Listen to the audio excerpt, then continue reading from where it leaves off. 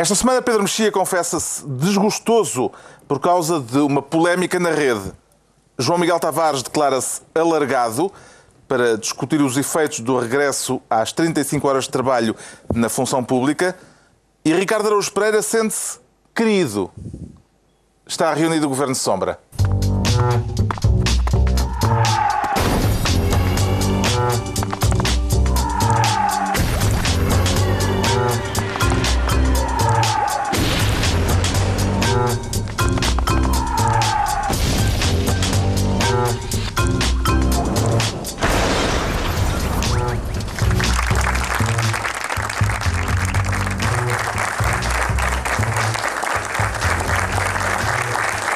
Ora viva, sejam bem-vindos. No final da semana em que o Conselho de Estado se reuniu pela primeira vez na era Marcelo, com um convidado poderoso, o Presidente do Banco Central Europeu, e com louçã de gravata.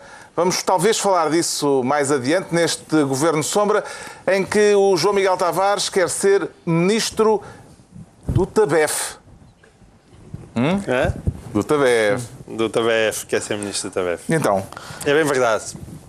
Então, porquê é que será, não é, Carlos? Está com vontade de esbofetear alguém? João Miguel, eu trouxe para o efeito. Obrigado. Eu sou praticante. TABEF é em grande. Não, houve lá, isto dá-me imenso jeito. Eu sou praticante de uma. O meu medo agora é marcial. mesmo a questão da Tens que me ensinar a pôr isto. Pá.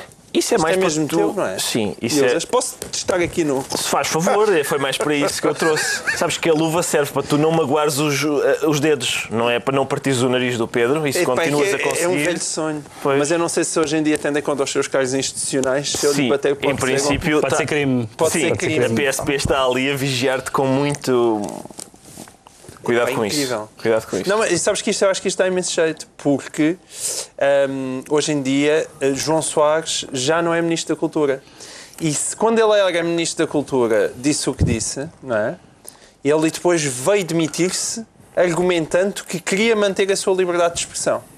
Portanto, ele agora é que sai de Ministro, deve ser um bully terrível e é possível que talvez nos esteja a fazer mesmo uma espera ali à saída da TVI se nós não formos suficientemente generosos para com a sua pessoa durante este programa. Portanto, o que tu dizes é que ele estava a conter-se enquanto Ministro da Cultura, não é? Ele diz, eu vou partir-vos as trombas, seus parece que são bêbados, diz ele, e me insinua que são bêbados, e isto é ele a conter-se. Isso é ele a conter-se, porque ele depois diz, não posso continuar aqui porque não tenho um exercício da liberdade de expressão. Portanto, eu acho que ele agora, na posse de toda a sua liberdade de expressão, isto agora é bom, porque é assim, eu tenho um tablet, Dá muito jeito. Isto acho que não funciona com tablets. Agora vais mesmo ter que pensar. Não quero isso. João Soares estaria mesmo consciente do problema em que se estava a meter ao escrever aquilo, ou não se terá percebido os efeitos que aquilo poderia ter? Entre as acusações muito elegantes que o João Soares fez ao Augusto M. Seabra, houve, aliás, piadas que metiam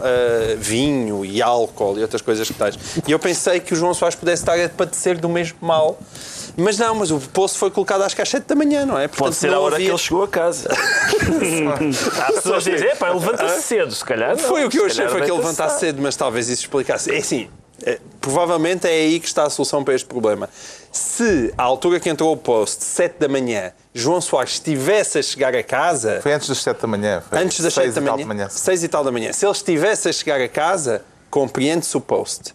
Se ele tivesse acabado de acordar, eu tenho alguma dificuldade em compreender aquele post, porque aquilo é tão inenarrável. Mas o que é que se passa aqui? A minha teoria é esta. Vocês, como sabem, eu acho que os socialistas são donos do regime.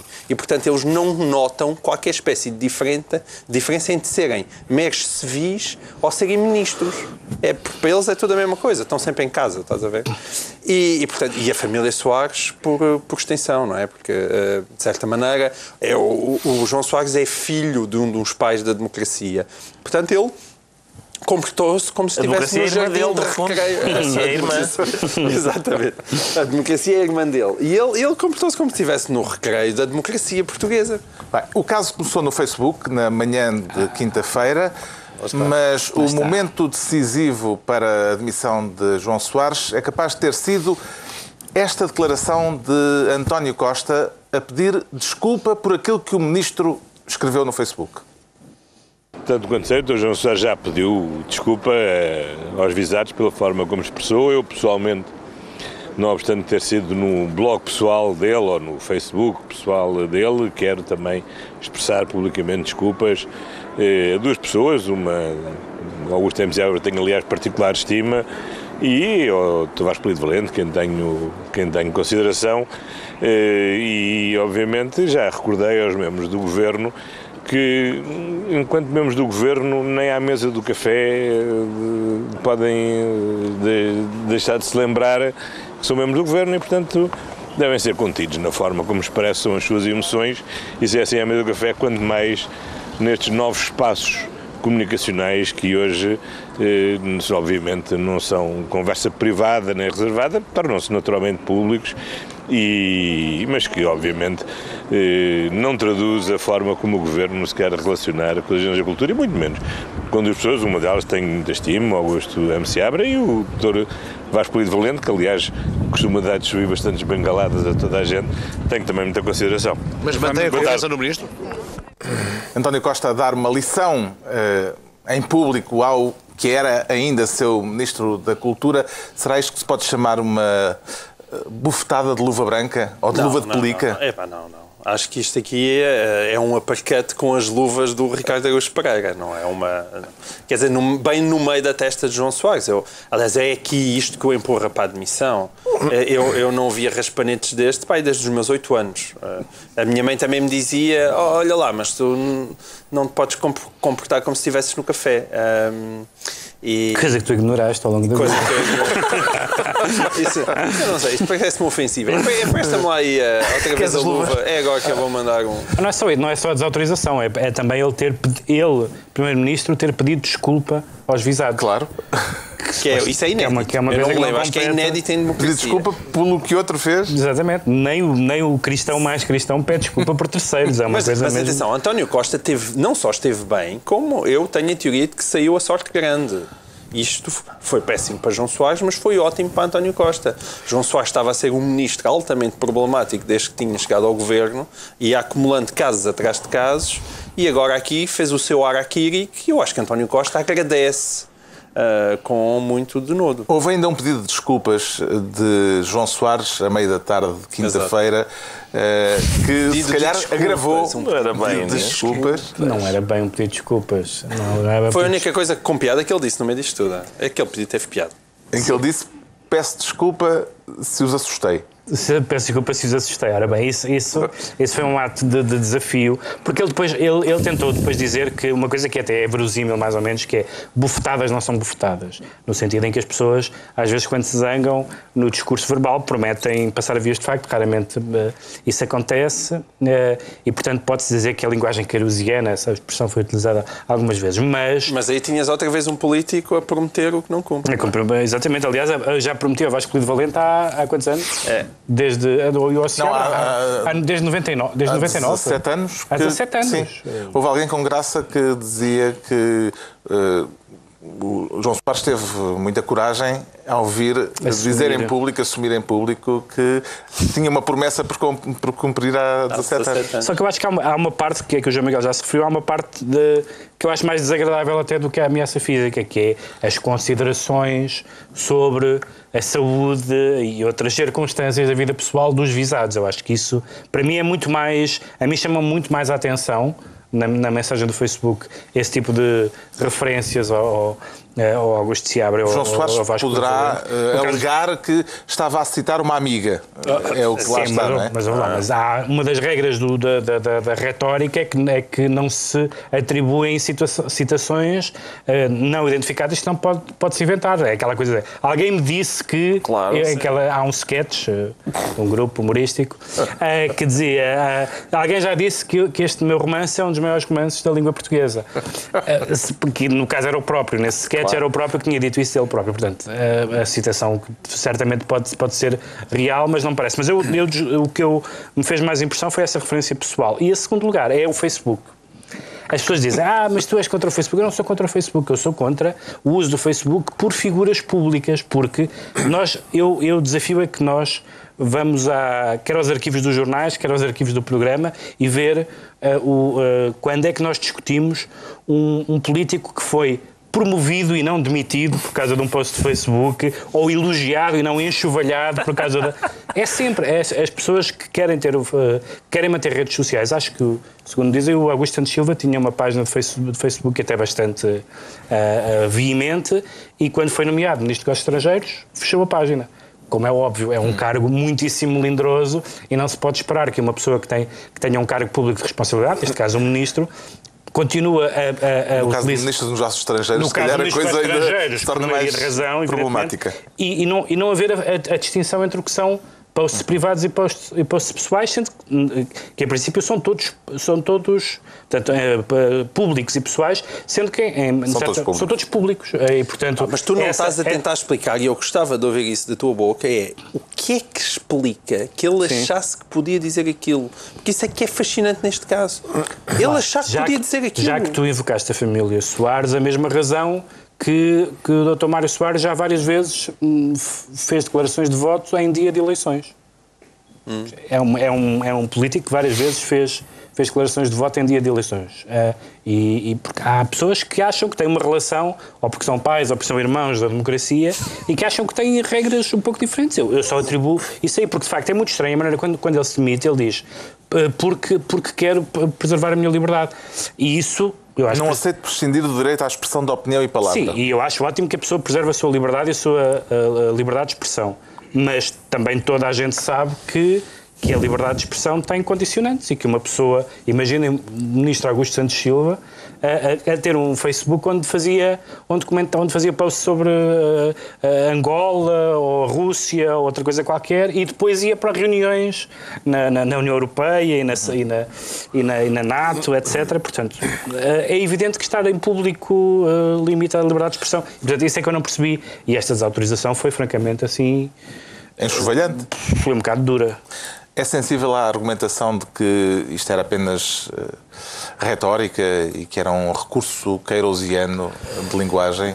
Ricardo Araújo Pereira. Carlos, eu se calhar andei a ler os livros errados do Essa, mas eu não apanhei este tipo de... Sobretudo, é que até havia erros ortográficos. E no Ministro da Cultura a gente leva isso a mal. Ele corrigiu. No próprio dia corrigiu o bolsar. Corrigiu, está bem, mas... Eu cruzei. Mas isso é um erro ortográfico. Isso é um... Pensavas que ele... Mas é o mais divertido. É divertido, mas era só uma gralha. Qual é isso? O cozei.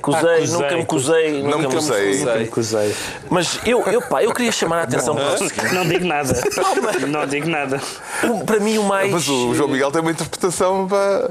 Eu não tenho nenhuma, apenas digo, nunca me cozei. Que foi um... Achas que foi um lápis... Ele disse assim, é engraçado. Achas que foi um lápis freudiano? Não sei. Eu, em relação às pessoas que desculpabilizam isto e dizem não, é só linguagem, eu gostaria de lhes propor um jogo que eu faço sempre. Nestes casos, e o jogo intitula-se Imagina que era o cavaco. Eu imagino sempre o que é que aconteceria se aquele texto fosse escrito pelo Cavaco no seu Facebook. A Major é capaz de estar compradora. Exatamente. O Cavaco levantava-se um dia às 6 da manhã e dizia: há muitos anos que gostaria de dar umas bufetões num bêbado que escreve no Expresso.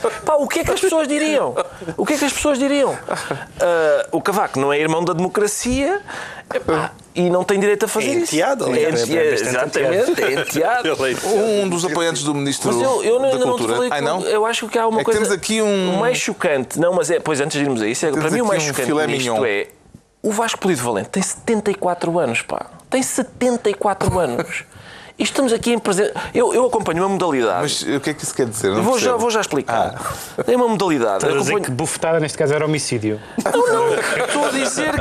Estou a dizer que... é o João Soares. Não. É o João Soares e o Vasco Polido Valente.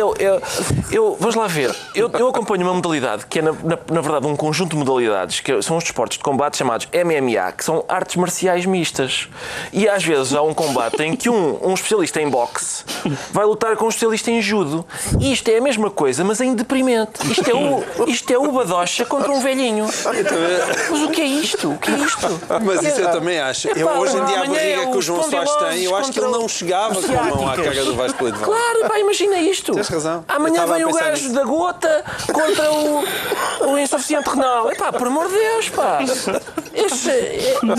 Ameaçar, bater, bata mesmo. Ameaçar é a coisa mais... Ameaçar, bater... Tu, se continuas assim, daqui a nada tens um reality show. Eu não tenho...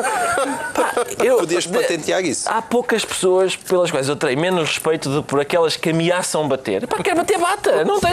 porque eu fazia. Não, epá, não. Um dos apoiantes do Ministro da Cultura missionário foi o ex-diretor do Teatro Nacional, Carlos Fragateiro, que fez a defesa de João Soares em verso. E temos aqui as quadras. Podemos analisar este momento poético, Vamos Ricardo? a isso. Eu queria, antes de mais nada, dizer que Carlos Fragateiro precisa de jogar ao jogo. Imagina que fosse o Cavaco. Precisava de jogar esse jogo. Chama-se este conjunto de quadras Rimas para surfar as ondas da crise 38. E depois diz: sabemos bem como mentem, João Soares ao teu lado. Esse é o título, não é? É o título. Mas eu fiquei intrigado para já com a crise 38. Consegue descodificar isto? Não sei a partir de quando é que ele está a contar. É desde... Ele pode ter escrito isto num autocarro. Só se é isso. Tipo na carrega 38. Então, vamos lá. Isso explicaria muita coisa. Do ministro que é João, Às com 5 da enormes manhã. parangonas, Nisto que é João. já pedem admissão aos gentes mesmo tontas. Ou regentes mesmo tontas. Regentes mesmo tontas. Uma rima... É uma rima enfim, tuante. Enfim, parangonas não rima com tontas. Não, mas eu vou lá. E um tuante com muito boa vontade da vossa parte. Enfim, logo eu acho aqui que- isto eu falece acho que a nível poético. A defesa de João Soares merecia uma rima consoante. Agora duas... defendo uma rima consoante, não é? Agora analisamos as quadras duas a duas. Vamos embora. Para ser mais rápido. O Pacheco foi filmado num vídeo e falou a sério. O ministro está tramado, não tem retorno no Galdério. O Galdério. Abrem os olhos, senhores, por falar em bufetadas, esquecendo as inverdades e ideias pouco cuidadas. Bom, eu creio que a referência a palavra Galdério aplicada ao ministro é uma referência à literatura erótica que ele escreve, talvez. Acho eu, não... Enfim, o Pedro, que é poeta, podia ajudar. Atenção, e este Pacheco é preciso esclarecer. Quem é este Pacheco? Eu não Deve ser apanhei esta Pacheco referência. Não é nada, não é, Não? senhores. Não foi é o por Nuno Pacheco Pereira por ter... Ah, o Nuno não? Pacheco. É o Nuno Ah, Pacheco. acho que fez o vídeo Fez um vídeo no público. É preciso sim. pôr a verdade. Lá está, eu não apanhei Eu esta próprio referência. não, Falta também não. Sim, Então não falta conseguimos falta falar dizer do o Pacheco, edição. senão ele se tivesse posto Nuno Pacheco, lixava a métrica do... Mas o Pacheco é o Pacheco Pereira, não é? Pois é, o Pacheco é o enfim. Pacheco. Hoje em dia já houve um tempo... no máximo, mas Já lá houve um está. tempo em que o Pacheco era o Luís Pacheco. Olha, tempos saudosos, tinha eu a dizer. Pois é. Mais duas Entretanto, quadrinhas? Não? Eu queria só sublinhar também a palavra inverdade. Que é, normalmente as pessoas Esquecemos dizem as inverdades. isso é uma mentira e uma inverdade. Há pessoas que acusam de duas falsas. Ouve lá, mas isto aqui é uma ofensa à tua querida liberdade de expressão que tu não estás a detectar, não é? Como Esque- assim? Então, por falar em bufetadas, esquecem das inverdades e ideias pouco cuidadas. Ou seja, ele prometeu eu a bufetada, sei. mas Porque, é porque... não, já lá vamos, porque há mais? vai haver duas vezes impunidade. Não mais te duas preocupes, quadrinhas. Não te preocupes que vai haver duas vezes impunidade. Defendo a indignação contra tanta impunidade. Quem escreve na profissão defende e jura a verdade. Sou contra a corrupção. Falo de honra, justiça, cultura, a corporação, tanta impunidade, Xissa. Duas vezes impunidade. É a segunda vez que aparece a impunidade. E justiça a E é rimar a com primeira vez que xiça. aparece Xissa na história da poesia portuguesa. Sim, a rimar com Por acaso não justiça. tenho a certeza. Não, mas certamente talvez não. Certamente os poetas licenciosos. Mas olha, se é a primeira vez, saúda-se, já fazia falta. É verdade. Um vocábulo tão belo. E a dupla referência dizer? à impunidade. Realmente pessoas escrevem nos jornais o que lhes apetece e ninguém lhes dá umas bufetadas, não é? É que duas vezes se lamenta essa impunidade. Mais duas. Olhem bem quem é poder na cultura nacional. Olhem com olhos de ver, vejam mesmo o que está mal. Descubram as amizades, negócios, muitos interesses, as teias, complicidades. São fortes, têm benesses. É isso. É possível, é. É possível. É possível. Mas atenção, eu não tendo duvido. em conta o contexto de João Soares e tudo o que ele fez até agora, Este incluindo close reading o seu foi mal próprio Não. Facebook, foi nada. incluindo o próprio Facebook de João Soares, falar em as amizades, negócios e interesses, teias cumplicidades, como se ele as estivesse a combater, Sim. é hilariante. Não, mas é possível, Isto é Miguel. uma das quadras mais cómicas da poesia portuguesa do século XXI. Mas era isso que eu ia dizer. É possível que ele esteja a combatê-las para as substituir por outras. O que acontece é um Ministro da Cultura privilegia as suas amizades, depois vai outro e despede os amigos do anterior e convida os seus amigos e assim sucessivamente. Mas ninguém o fez com tanto descaramento como João Soares desde que chegou. Eu não tenho um descarómetro para mas olha que o descarómetro dele é bastante grande e está no Facebook. Bom, finalmente as duas últimas quadras. Não percas a indignação, nem te deixes abalar. O combate à corrupção não pode mesmo parar. Sim. Estas vozes só se sentem para a defesa do instalado. Sabemos bem como mentem. João, estamos a teu lado. Aqui o poeta invetiva, não se percebe se apenas o próprio João ou se o leitor, não sei o quê, rebela-te contra isto e tal, levanta-te. Não percas a indignação. E o plural majestático? Estamos. Esta mania sempre que andam a falar por muita gente. Acho que é mais do que o Fragateiro. Ele tem duas ou três pessoas que estão com ele. Não... Achas? Sim, acho que na não. carrega 38? Se calhar. E eu gosto disso, a defesa do Ministro da Cultura dizendo estes poderes da cultura. Ele é Ministro da Cultura. Era. Está bem, mas ele era o poder da cultura. Se é para lamentar os poderes da cultura, enfim... Não sei. Não há uma certa ironia neste desfecho, sabendo-se que João Soares, o protagonista, definiu em tempos o Facebook como o Correio da Manhã dos Pobres. Correio da Manhã dos Pobres. Quem é que essa frase ofende exatamente? Os pobres. Quem é que quer ofender? Os pobres do Correio da Manhã ou o Facebook? Qualquer dessas três entidades pode se sentir ofendida com a frase. Sim. Posto isto do João Miguel Tavares, quem é que está a ver como possível sucessor de João Soares? Epá, visto que o Tarzan Taborda já faleceu, eu propunho ao Ricardo Araújo Pereira. Eu acho... Desculpa lá, eu não sou... Ricardo Araújo Pereira, porque Pedro Mexia já está a ajudar a Marcelo Rebelo de Sousa na cultura. Eu acho que faz falta Ricardo Araújo Pereira ajudar António Costa na cultura. E assim, quando tu prometesses esta BF, era uma coisa muito mais respeitável porque tens 1,90 m e luvas de boxe. Eu não sou caceteiro e acho que me falta caceteirismo para assumir o cargo. Mas tu gostavas. Não tenho esta classe de ameaçar pessoas às 6 da manhã no Facebook. Eu espero que António Costa seja a estar a ver o programa e tome bem nota desta Está de certeza, João Miguel. Está aí a gravar, que é para depois poder rever amanhã. Entregamos ao João Miguel Tavares a pasta de Ministro do TABEF. Agora o Ricardo Araújo Pereira quer ser Ministro dos Papéis. E que papel é que terá a tutelar esta pasta? Bom, Carlos, o meu papel é sempre o do Palermo, não é? O do tipo que está a ver passar as coisas, está a ver coisas a acontecerem. Quer falar dos Panama Papers? Os Panama Papers. Na verdade não são papéis, são ficheiros informáticos. É, mas a gente imprime-os e ficam papers. No princípio é isso. Sim, exatamente, é isso. Eu fui... Podia ser os Panama Files. Depois podia mas não tinha, lá está. Houve ali também uma preocupação poética, não é? Panama Papers. A literação talvez. E uma homenagem ao John Le Carré. E foi bem. Os Panama Papers apanharam-me de surpresa. Eu tive de sentar-me e beber um copinho de água com açúcar para recuperar. Então não é que há gente rica a esconder o dinheiro em sítios para pagar menos impostos. Eu fiquei... Quê? E parece que o Putin diz que está metido em falcatruas. Não estava à espera desta. Não estava à espera desta. Enfim, mas outra coisa impressionante é, ao que parece... a investigação e estes Panama Papers... Então nunca tiveste nada a ver com a Mossack Fonseca, pois não? Mossack Fonseca? Não, chamam-se Fonseca e tudo. É que há 200 e tal... Chamam-se Fonseca. Há 200 e tal portugueses. E acho que pelo menos devias tentar esclarecer se estás entre eles ou não. Achavas que a série Fonseca do Gato Frente era uma homenagem à Mossack Fonseca? Isso só não veio a série Mossack porque vocês que se cansaram. Que era a próxima. Eu pus tudo na Mossack Meireles. Foi a série seguinte. Bom, mas ao que parece, a investigação, essa é outra daquelas que uma pessoa fica varada. A investigação demonstra que Ricardo Salgado mentiu na comissão de inquérito. Não estava à espera dessa. Já nada é sagrado.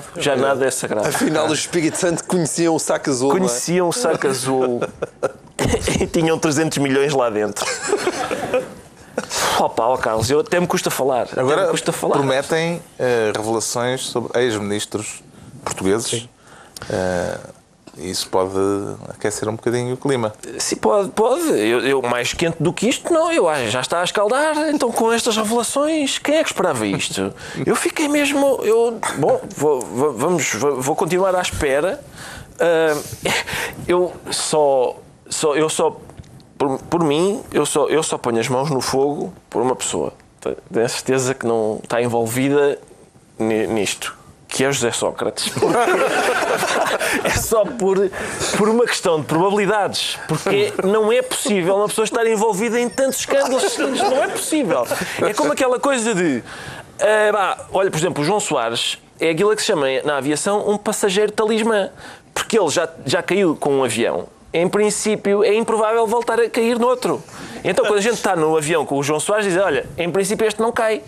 Porque este já caiu uma vez, não vai cair duas. Nunca ninguém caiu duas. Se calhar, só um tipo com muito azar é que cai duas. Que se salvou dos 3 atentados terroristas em Boston, em Paris e em Bruxelas. Lá está. Também, surpreendentemente, parece que isso circulou nas redes sociais, mas era uma peta. Era peta? Era um chamado hoax. Eu só apanhei a primeira fase. Aquela vaga. Atenção, se um príncipe da Nigéria lhe escrever, Carlos, deite fora aquilo, está bem? Não li.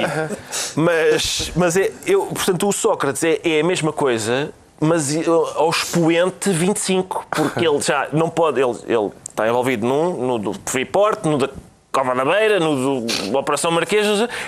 Não é possível estarem mais. Eu acho que há um limite. Há um limite, mesmo que um trafolha queira dizer: ouça, eu gostava agora de fazer uma trafolhice, eles dizem: desculpe, estivemos aqui a ver, o senhor já está em 50 trafolhices. Não há lugar para si. Desculpe lá, vamos dar lugar a outras pessoas. Este caso já fez uma vítima política, que foi o primeiro-ministro da Islândia, está a embaraçar David Cameron, o primeiro-ministro inglês, também envolve Vladimir Putin, mas parece que a coisa com Putin não embaraça tanto como com o islandês e com o inglês. Porquê, Pedro Mexia? Vamos lá ver, assim. Porquê que isto foi um embaraço para o primeiro-ministro da Islândia, para o primeiro-ministro da Inglaterra e para o presidente da Argentina, e não é um embaraço para os dirigentes chineses, dos Emirados Árabes Unidos e da Rússia?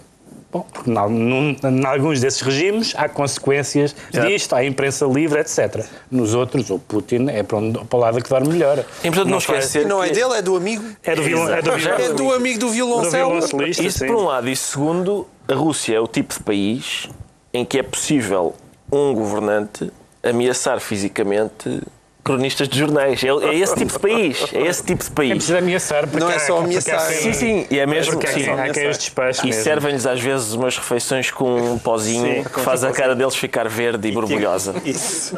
E há 2 casos particularmente interessantes, que é o caso da Islândia, justamente, e o caso da Inglaterra. No caso da Inglaterra, porque Cameron não fez aquela coisa que se deve fazer, que se espera que um político faça, que é dizer tudo o que tem a dizer. Sim. Ele foi dizendo aos bocados. Primeiro era só o pai, depois afinal ele também já lá tinha tido dinheiro metido, mas já não tinha, foi antes das eleições, e cada vez que interveio teve que explicar um bocadinho melhor, e isso é bastante mau, sobretudo para um governo que fez sempre tanta gala na questão da transparência fiscal, etc. E no caso da Islândia é curioso, porque segundo as sondagens, e isso seria interessante, porque isto é mais uma vez uma investigação onde a internet também tem um papel muito grande, e seria interessante que nas eleições islandesas o Partido Pirata, é a primeira vez que se fala do Partido Pirata poder ganhar eleições, sendo que é um partido cuja base é a internet, não é? É o partido da internet, de certa forma. Cuja ideologia é nós queremos sacar downloads. Exatamente, cuja ideologia é o clique. E, portanto, que já está representada em alguns parlamentos, mas nunca esteve perto de ganhar eleições nenhumas. E na Islândia é isso que parece acontecer. Por outro lado, é muito bom perceber, apesar de tudo, que o jornalismo, de repente as pessoas há momentos como este têm que perceber, o jornalismo afinal é útil. Afinal, é o jornalismo contribuir para a vida democrática ser um bocadinho mais limpa. E, sobretudo, em relação às coisas, por exemplo, ao Wikileaks, que é uma coisa que sempre mereceu muita relutância. Acho que, por exemplo, ter mensagens trocadas entre embaixadas me parece péssima, ou seja, nós defendemos que a guerra deve ser evitada através da diplomacia e depois escutamos o que dizem os diplomatas, parece uma coisa totalmente absurda. Aqui não, aqui é absolutamente serviço público e um consórcio de jornalistas de vários países, trabalhando não necessariamente para o seu interesse pessoal, mas para um interesse coletivo. Isso é um momento grande do jornalismo, é o Watergate europeu. Aliás, no outro dia um jornalista do Expresso disse, num outro canal, que ninguém costuma ver, disse que eles lá no Expresso, assim que isto saiu, começaram a receber telefonemas de outros jornalistas e também de particulares preocupados, como quem diz, o meu nome está aí, se estiver, tirem. E neste momento há muitas figuras públicas que estão com medo de que o seu nome apareça nos Panama Papers. Menos o grande Manuel Vilarinho. Certamente ter sido antigo presidente do Benfica, chegou lá e disse: sim, realmente já sabia que lá estava. Então já tinha dito que estava. Pois é. E mais, tenho outro benfiquista que sou eu, que eu gostava que o meu nome aparecesse. Eu todas as semanas compro o Expresso na esperança de que o meu nome... onde está o teu dinheiro. Porque eu tenho a experiência de me desaparecer dinheiro. Agora, aparecer-me dinheiro era uma coisa inédita. O BES estava lá. Se calhar é ali que está. Estava lá o saco azul.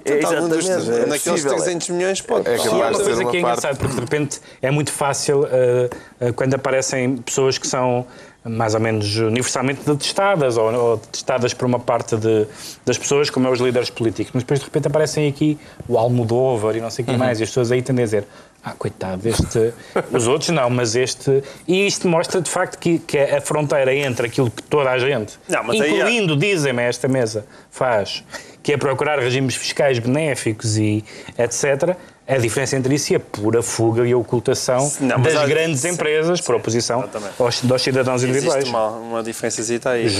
Com o Almodóvar e o Jackie Chan. Gigante. A empresa de advogados de onde saíram as informações, a Mossack Fonseca, diz que... É um nome que sabe bem dizer. Sabe muito bem. A Mossack Fonseca diz que o único crime aqui é o facto de os documentos que começaram agora a ser conhecidos terem sido roubados. Vê a proveniência legal dos documentos como um problema, João Miguel Tavares? Coitadinha da Mossack Fonseca, estou com muita pena dela. Quer dizer, o problema é que tecnicamente eles provavelmente têm razão. Há sempre alguém que no meio de um escândalo diz alto. O problema é saber-se do escândalo. Exatamente. Está-te a fazer parar de falar sobre aquela coisa está-se a furar o segredo de justiça. De um adulto apanhado na cama e que diz quando é apanhado: mas não me batem à porta primeiro. Não é essa a questão que está em causa naquele momento, não é? Neste mundo há ilegalidades morais e há legalidades imorais. E os offshores, a meu ver, pertencem realmente ao clube das legalidades imorais. É evidente que as pessoas dizem: mas atenção, é preciso ter cuidado. É evidente que é preciso ter cuidado. Quando nós estamos a falar do Pedro Almodóvar ou do Jackie Chan, nós imaginamos que eles têm uma pilha de dinheiro e decidiram colocá-la em offshores simplesmente porque pagam muito menos impostos. Okay? E, portanto, o que é que eles estão a fazer? Estão a tentar pagar menos impostos. Na verdade, acho que estão a tentar fugir aos impostos da terra deles. Mas é isso que eles estão a fazer. Há casos de lavagem de dinheiro. Há casos de lavagem de dinheiro, de corrupção, de tráfico de armas e tudo isso. Agora, é a mesma coisa. Não é por acaso que os offshores são os mesmos, não é? Não é por acaso que está tudo debaixo da mesma árvore.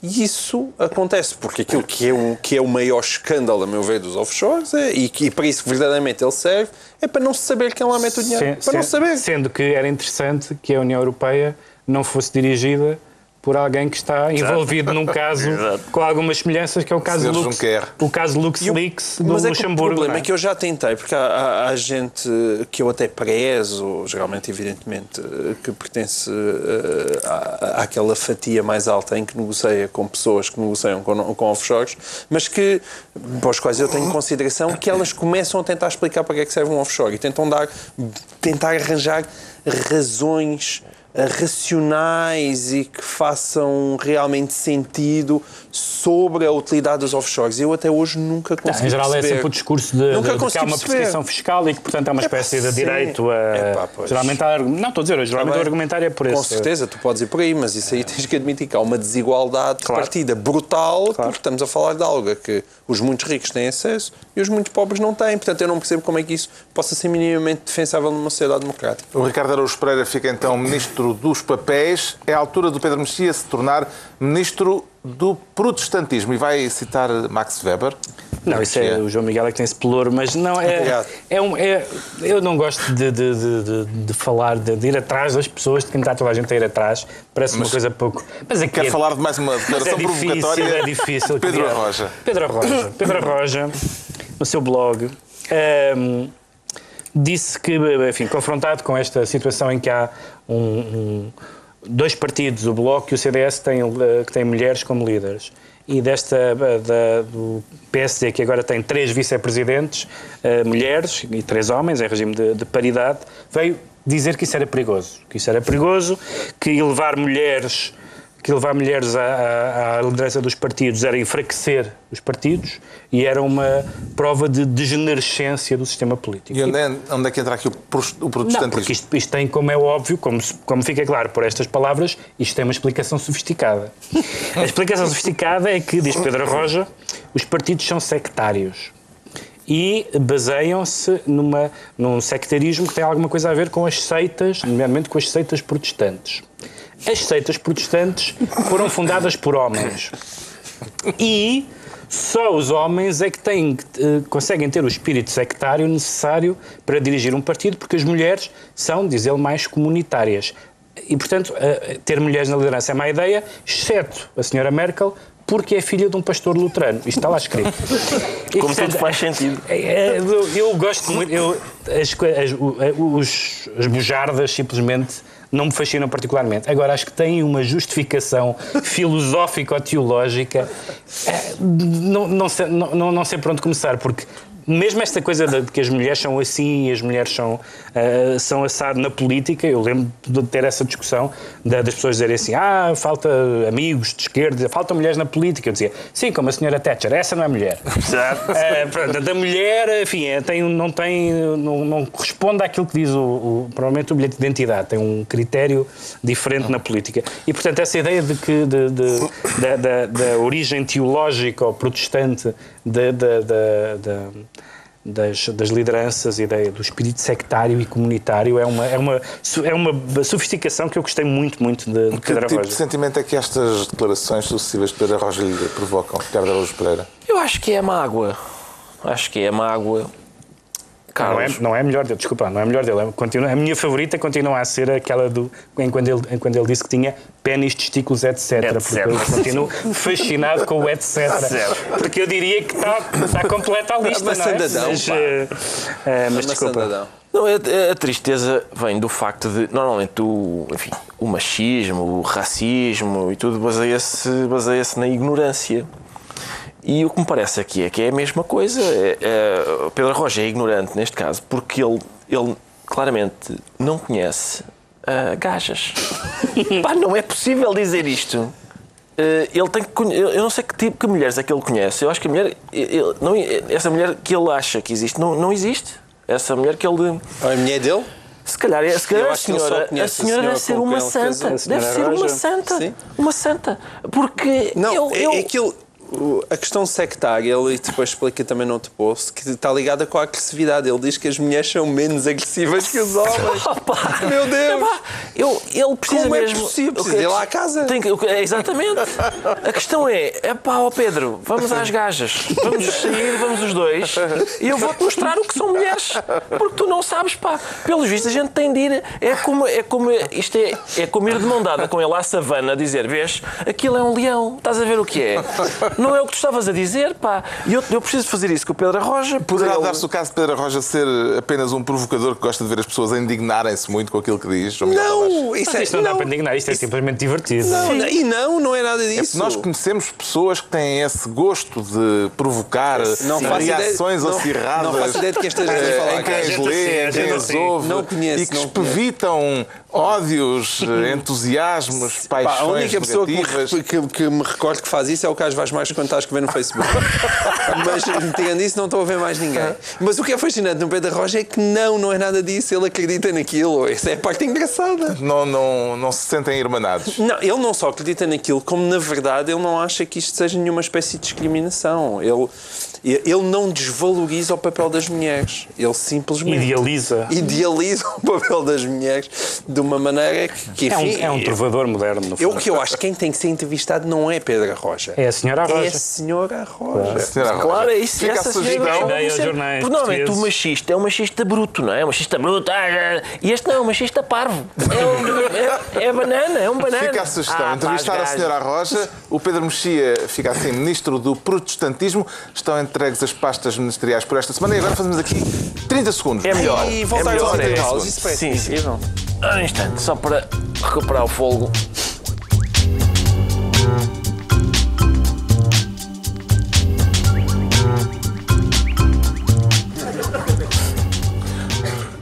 Não foram 30 segundos, foram 35 segundos. Mas valeu a pena. Desmentido, mas valeu a pena, porque fizemos aqui uma festa nestes 35 segundos. E agora voltamos para que o Pedro Mexia nos diga porque é que se sente desgostoso. Pedro Mexia sente-se desgostoso? Vem-nos trazer algum drama pessoal? Alguma coisa que esteja a correr mal na vida? Não, isso fica para a literatura. Não, tem a ver com um tema que certamente até podia ser o Ricardo a trazê-lo aqui, que é... Bom, nós sabemos como está o clima no Brasil. Está quente, não é? Agora parece que está quente, com o impeachment e com o facto e com o Lava Jato e com os políticos de vários partidos nas folhas de pagamento das empresas e das construtoras, dos empreiteiros e AB4, mas sobretudo há uma espécie de sentimento de guerra civil nas redes sociais, etc. E esta semana o grupo mais popular dos últimos tempos do Brasil, na Porta dos Fundos, já cá tivemos no programa o Gregório do Vivier, pela primeira vez tiveram um número gigantesco, não de likes, mas de... Dislikes. É dislikes. Dislikes. É assim que eles dizem no Brasil. 400 e tal mil, quando a notícia que eu vi, não sei se já tem mais, que entrou assim no top do YouTube, houve centenas de milhares de pessoas que não gostaram do sketch. Ora, até aí não havia nada especial. Não é pelo sketch ter graça ou não ter graça, é porque discordaram politicamente do sketch. Vale a pena vermos o sketch da Porta dos Fundos que gerou esta onda de rejeição no Brasil. O ano está aqui, ó. É que tá tudo documentado aqui. Tem assinatura aqui, ó. Tem assinatura. 2 deputados do PSDB. Não precisa, irmão. Parece que você não quer ir pra casa, deputado. Bom, tem essa aqui, acho que essa vai te interessar, então, porque é a lista com todos os políticos que aceitaram dinheiro em troca do voto a favor da reeleição do presidente Fernando Henrique. Vamos guardar isso aí? Tem certeza? Porque isso eu acho importante. Acho que é importante você fechar a pastinha. Tá. Isso, abre mais não. Porra, me ajuda a te ajudar aí. Bom, eu já te mostrei, acho que... Não, esse aqui, bom, não sei se te ajuda, mas é um jantar que teve em Paris. Isso aqui é a continha do jantar. 50 mil reais foram gastos de dinheiro público, né? Quem que tava lá? Foi uma reunião do PSDB com o PMDB. Eles se encontraram em Paris e eu tava lá, inclusive. O que vocês comeram lá? A gente comeu muita coisa aí, 50 mil euros, mas muita bebida, muito champanhe, muito vinho que a gente levou até pra adega nossa, pessoal. Bacana, mas... Tá em francês isso aqui. O que é isso aqui, ó? Esse aí é arroz de Lula. Machado, pode emitir um mandado de prisão. Avisa lá pro juiz que a gente pegou o Lula.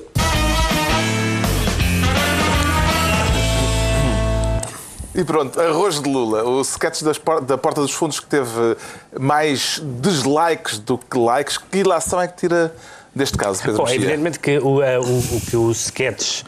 Eu costumo falar do sketch em termos de mensagem, mas evidentemente que a ideia com que o sketch joga é que é a ideia de algumas pessoas, nomeadamente ligadas ao PT, que dizem que o sketch é politicamente motivado, que o Lava Jato é politicamente motivado e que quer encontrar casos em que o PT esteja comprometido, quando os outros dois grandes partidos, o PMDB e o PSDB, também têm muitos casos de corrupção e, portanto, o sketch leva isto até ao delírio, não é? E, bom, toda a gente sabe, ainda por cima, quais são as posições políticas do Gregório, apoiante do PT, votante da Dilma, etc. Agora, há duas coisas aqui. Uma é, de facto, esse clima incrível que se criou, que há aquele caso, enfim, é um caso limite, certamente, do pediatra que se recusou a tratar uma criança porque, não sei se o pai, se a mãe da criança era apoiante do PT, portanto estamos num clima de facto absurdo, mas sobretudo isto é um sketch, pode reagir achando graça, não achando graça, reagir como se fosse uma mensagem política, quando nós sabemos, aliás, os vários membros da porta dos fundos, alguns deles pelo menos falaram e disseram até que tinham opiniões diferentes sobre a política e sobre o impeachment, etc. E o que o sketch está a fazer é uma coisa que todos os sketches fazem, que é pegar numa coisa que se diz, verdadeira ou falsa, com que eles concordem ou não, e levá-la até ao limite. O Ricardo fez isso com o Marcelo Rebelo de Sousa quando foi estão todos lembrados quando foi o referendo do aborto. É pegar numa coisa que alguém disse, ou que se diz que alguém pensou, ou uma acusação que paira no ar, e levar aquilo até ao limite do cómico. E, portanto, a ideia de que haja uma reação em massa, os brasileiros já estão naquela coisa de que toda a gente é coxinha ou petralha, como eles dizem, portanto, ou é comunista ou é Beto, basicamente. E, portanto, o clima já é tão mau que se até o humor vai estar submetido a esta lógica, isto é um exemplo, para mim, assustador. É um caso daqueles de liberdade de expressão que tem trazido aqui repetidamente, Ricardo Araújo Pereira?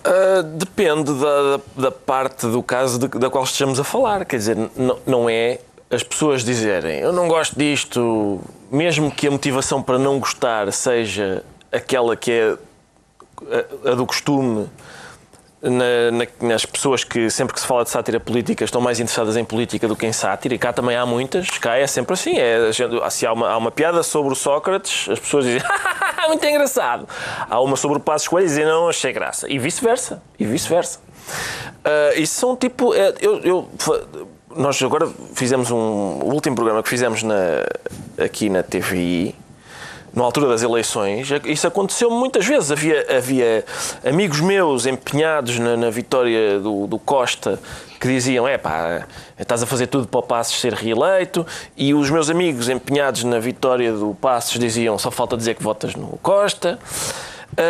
E outros meus amigos que não estavam empenhados numa coisa nem outra diziam aquilo teve graça na sexta, e pronto, é para esses que eu trabalho, porque esses pelos vistos são interessados naquilo que interessa. Agora, o caso lá no Brasil, isto até aqui é tudo legítimo. Onde deixa de ser legítimo é quando as pessoas dizem eu não gostei disto, por isso mata, por isso fecha, por isso acaba com aquilo. Claro. E há um movimento grande para fechar, sempre é como cá nos jornais, quando as pessoas dizem eu não gosto do que este colunista escreveu, despeçam. Isso acontece? Há gente a pedir que haja colunistas despedidas. Pois, neste caso é mais difícil. De programas de televisão. Neste caso, de facto, é mais difícil porque a Porta dos Fundos não tem patrão. Eles têm um canal no YouTube que é deles. E, portanto, a única coisa que eles podem fazer, que é o que estão a tentar, é não, tirem a subscrição, aquilo não que sei eles chamam uma campanha de dislike. Exato, mas que não funciona. Achou graça ao sketch, João Miguel Tavares? Achei graça ao sketch. Há uma parte final que não passámos e que tem imensa piada, não é? Quando eles fazem piada de Dilma. Dilma? Sim, ele diz, você quando está a fazer a comida, o que é que precisa? De uma panela. Dilma! Disse Dilma! Dilma. É mais engraçado ainda. Fica Dilma, então... Prenda Dilma também. Exato. Sim, eu acho que aquilo tem piada. Quer dizer, eu talvez me distancie só um bocadinho do Pedro, porque eu acho que é um sketch que tem evidentemente uma intenção política. Sim, até porque o Gregório do Vivier esteve aqui no programa. Apoiante do PT. E é um conhecido apoiante do PT. E agora, aquilo tem piada. E eu não... eu queria discordar. Querias discordar? Eu acho que não tem uma intenção política, eu acho que tem uma intenção humorística. Não, eu acho que tens duas coisas. Eu acho que tem uma intenção humorística. Tu às vezes tens esse tipo de argumento como se ou tem uma coisa ou outra. Eu acho que ou tem uma coisa ou outra. Ou metes sal ou metes açúcar. Só por uma razão, é porque eu acredito que quem tem uma intenção política vai fazer política. Quem tem uma intenção humorística faz um sketch. Mas tu aí tens um olhar demasiado quem tem uma intenção política faz o que o Gregório faz quando não está a trabalhar. Vai a debates e promove coisas e passeatas, como eles chamam lá. Podemos perguntar isto ao Gregório quando ele cá estiver outra vez. Eu acho que o sketch tem uma intenção política, eu acho que essa intenção política é completamente legítima e não é por estar do outro lado que aquilo deixa de ter ou não piada. Claro, exatamente. Está esclarecido porque é que o Pedro Mexia se declara desgostoso, quanto ao Ricardo Araújo Pereira sente-se querido, capaz de começar a publicar gatinhos no Facebook? Só não porque não tenho Facebook, Carlos. Então a que é que se deve essa queridice toda? Às cartas começadas por Dear Maria Luís, que vieram a público esta semana. São cartas trocadas entre Maria Luísa Albuquerque e Bruxelas. Como é que querias que ela a tratasse? Não, mas está lá Dear, e o que é que é? Quando mandas uma carta ao diretor do jornal também... Eu sei, mas é que eu acho que é a polissemia da palavra. Eles dizem querida Maria Luísa e eu acho que ela foi muito querida. Eu já vou explicar porque ela... Podia ser cara. Mas se for cara, também foi cara. Se foi cara, também está a leitura. Não, mas aí não é cara porque saiu-nos cara. Mas foi querida. Ela foi querida, saiu-nos cara. É diferente. E a questão é que é mais... Dentro do género epistolar, escrito por Marias, há uma história na literatura portuguesa dentro da qual estas cartas se inserem. É mais uma Maria, houve 3 Marias nos anos 70 e agora... A comissária também é Maria? Não, mas a Maria Luísa é Maria. Sim. Não, é que não tinham ser as 2 Marias, mas não nem mas isso. É esta Maria...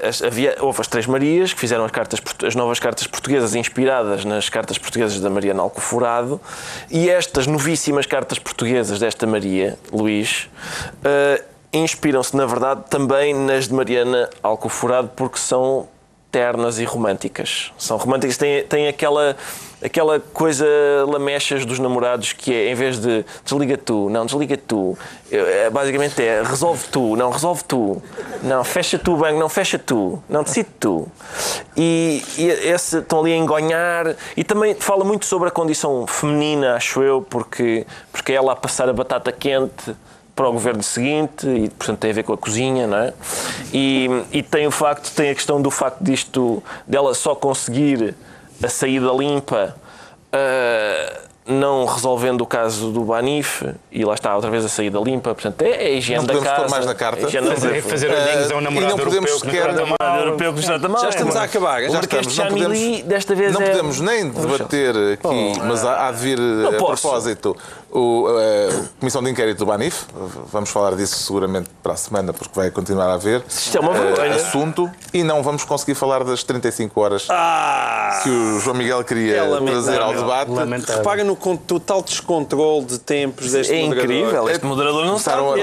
Não sabe luvas de boxe e coisas do género, adereços, qualquer dia até trazem outras coisas. E o moderador a recitar poesia durante 10 minutos. O Pedro Mexia decreta, e vamos aos decretos, gravata... Não, maçandadão. Estraguei a piada. Não, maçandadão. Por isso é que eu estou vindo de gravata hoje, por solidariedade com Francisco Louçã, que pela segunda vez, desde que há registros, pelos vistos, apareceu de gravata na reunião do Conselho de Estado. Acho que ele tinha de gravata às provas de doutoramento dele. E eu, devo dizer, eu também só uso gravata quando sou obrigado, ou então quando venho aqui ao Governo Sombra. Mas, porque de facto aperta na maçandadão, etc. Não é. Agora, a ideia de ser contra a gravata como statement ideológico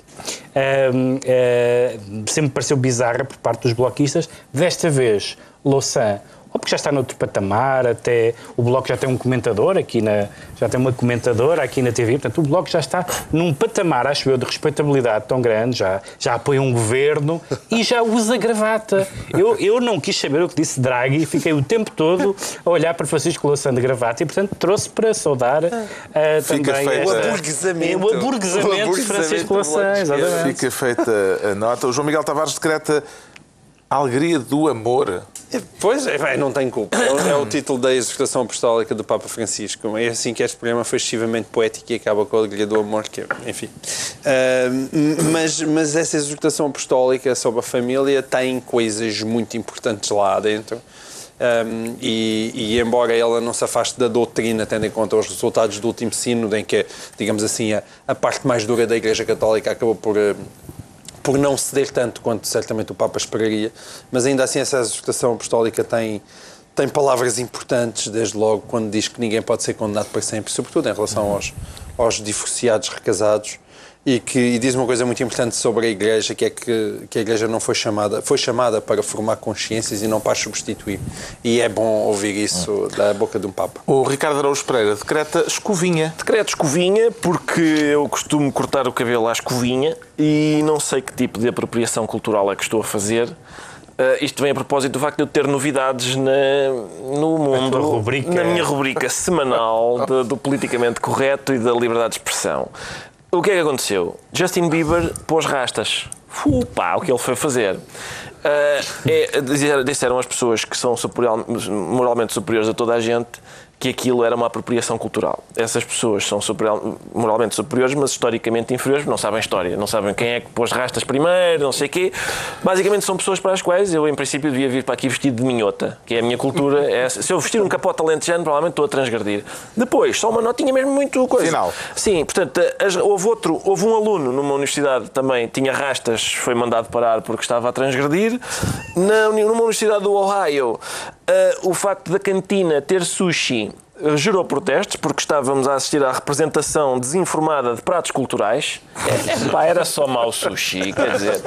E no dia 3 de Abril, na Universidade de Edimburgo, uma senhora foi aqueles espaços seguros que é preciso ter na universidade para os debates decorrerem em segurança para toda a gente. Uma aluna foi criticada porque levantou o braço. Estavam as outras pessoas a discutir e ela fez. E isto é falta de respeito. E no outro ponto da conversa ela abanou a cabeça, expulsaram-na. Acho que faz sentido, que é para ela aprender a respeitar as outras pessoas. Era o que faltava, não é? Uma pessoa agora poder fazer assim. Nada disso. Não. Então, terminamos. Está concluída mais uma reunião semanal. Para a semana, novo Governo Sombra. Pedro Mexia, João Miguel Tavares e Ricardo Araújo Pereira.